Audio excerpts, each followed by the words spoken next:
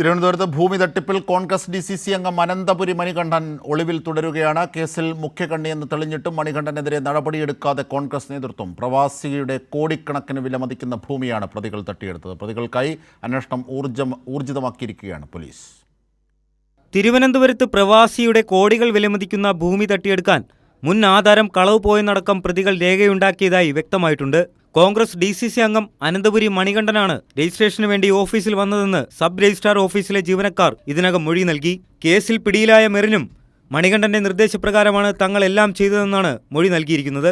കോൺഗ്രസ് പ്രാദേശിക നേതാവ് അനിൽ തമ്പിയുടെ ഭാര്യാപിതാവാണ് മെറിന്റെ പക്കൽ നിന്നും ഭൂമി വാങ്ങിയ ചന്ദ്രസേനൻ. അമേരിക്കയിൽ താമസമാക്കിയ ഡോറയാണ് തട്ടിപ്പിനിരയായത്. മാതാപിതാക്കൾ ഡോറയ്ക്ക് എഴുതി നൽകിയ 10 മുറികളുള്ള ബഹുനില മന്ദിരവും 14 സെന്റ് ഭൂമിയുമാണ് ഭൂമാഫിയ വ്യാജരേഖ ചമച്ച് മറിച്ചു വിറ്റത്. 21 വർഷങ്ങൾ മുമ്പാണ് ഡോറ നാട്ടിൽ വന്നു പോയത്. ഡോറയുടെ ബന്ധു കരമടയ്ക്കാൻ എത്തിയപ്പോഴാണ് കോടികൾ വിലമതിക്കുന്ന ഭൂമി ചന്ദ്രസേനൻ എന്നയാൾ വാങ്ങിയെന്നറിയുന്നത്. തുടർന്ന് നടത്തിയ പോലീസ് അന്വേഷണത്തിലാണ് തട്ടിപ്പിന്റെ കഥ പുറത്തായത്. ഭൂമി ഇടപാടിനായി നൽകിയ ആധാറിലുണ്ടായിരുന്ന ഫോൺ നമ്പർ കേന്ദ്രീകരിച്ച അന്വേഷണത്തിലാണ് പ്രതികളെ കണ്ടെത്തിയത്. തട്ടിപ്പിന്റെ മുഖ്യ സൂത്രധാരൻ കോൺഗ്രസ് നേതാവ് അനന്തപുരി മണികണ്ഠനാണെന്ന് പോലീസിന് ഇതോടെ മനസ്സിലായി. പക്ഷേ ഇതിനിടയിൽ മണികണ്ഠൻ മുങ്ങി. മുൻ മന്ത്രിമാരടക്കമുള്ള കോൺഗ്രസ് നേതാക്കളുടെ സന്തത സഹചാരിയാണ് മണികണ്ഠൻ. ഇവരുടെ ബന്ധങ്ങളും മണികണ്ഠൻ തട്ടിപ്പിന് ഉപയോഗിച്ചിട്ടുണ്ടോ എന്നും കണ്ടെത്തേണ്ടതുണ്ട്. അതേസമയം കേസിൽ മുഖ്യകണ്ണിയെന്ന് തെളിഞ്ഞിട്ടും മണികണ്ഠനെതിരെ കോൺഗ്രസ് നേതൃത്വം ഒരു നടപടിയും എടുത്തിട്ടില്ല.